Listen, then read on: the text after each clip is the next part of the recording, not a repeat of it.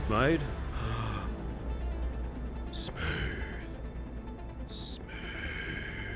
Smoother. So I woke up early this morning, checked the Carrier Command 2 VR news page and found this. A new patch with a bunch of cool looking fixes for the core game, as well as some VR stuff.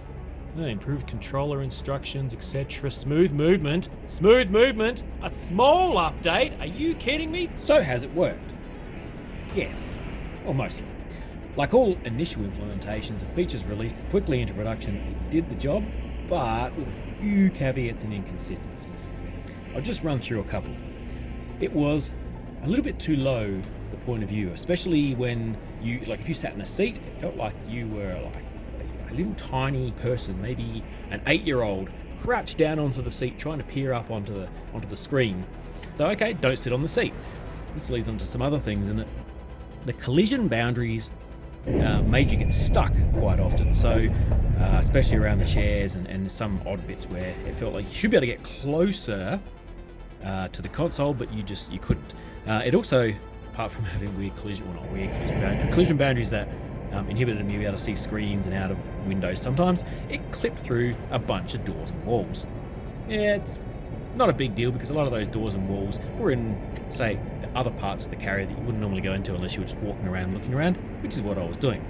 I feel like you should probably be able to clip into the seats when you're in VR so that you can get closer to the consoles and to the screens and to the controls if there's a seat in front of them. I don't really see this being a problem. You can just, in your mind, imagine that you're sitting on the seat anyway. In a lot of cases, it didn't line up properly. So what I mean by that is you would go up to something and you would click on it to use it, say, the helm. That happened a lot on the helm, or some of the consoles. I'd trigger on them and the game would put me onto them, but it would have me in a weird facing or at a weird height. So you can click on one of the joysticks and that will recenter you. I had to do that quite a bit. It loses position easily as well. So if I physically moved while I was zoomed in on the screen, it would kind of get a bit weirded out about that, and it wouldn't quite know if I was still at the screen or had I moved somewhere else. I'd have to do a reposition. Some odd little things. Obviously, they haven't had time to go and play test every scenario, and you will have some weird ones, but using the reposition will put you back where, I don't know, some part of the game thinks you are. While I was using a screen, I couldn't turn and use nearby controls. So if I was, for instance, locked onto the helm, it's sometimes a screen, I wanted to look to the left or right and be able to highlight a control and it would trigger. Handy, I think, but not a great loss that it's not there.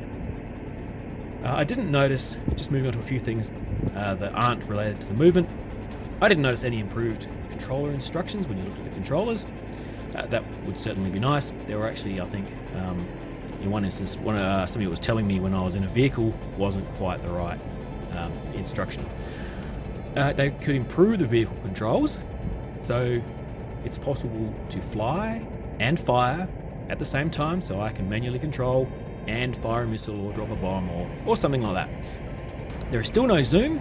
I have read that picture-in-picture is, I don't know, possibly the way forward. I don't know if they actually came from developers. So, summing this all up, this whole experience that I've had this morning, was it a game changer? Well, absolutely. It really was. It was exactly what I was looking forward to, and I had this feeling that it might be a little bit clunky. They had even said in post a few days ago that we'll put it in and we'll give it a go and we'll turn it on and you can all play with it. And that's great. That's what I've done. After my first impressions video, I went straight back to playing the 2D. The teleport, the lack of zoom, the whole screen seat snapping thing was just too jarring for me. Removing two of the obstacles, so don't have to teleport, don't have to snap into things, removing those two things now transforms it from a great idea to a practical experience that I went on and continued playing after recording the footage for this actual video. Obviously, I'd like to see the zoom, the control grasping, manipulation of things, plus some improved vehicle controls, but with this monumentally awesome patch, the game goes from being a clunky concept to being an actual VR experience. So I don't know.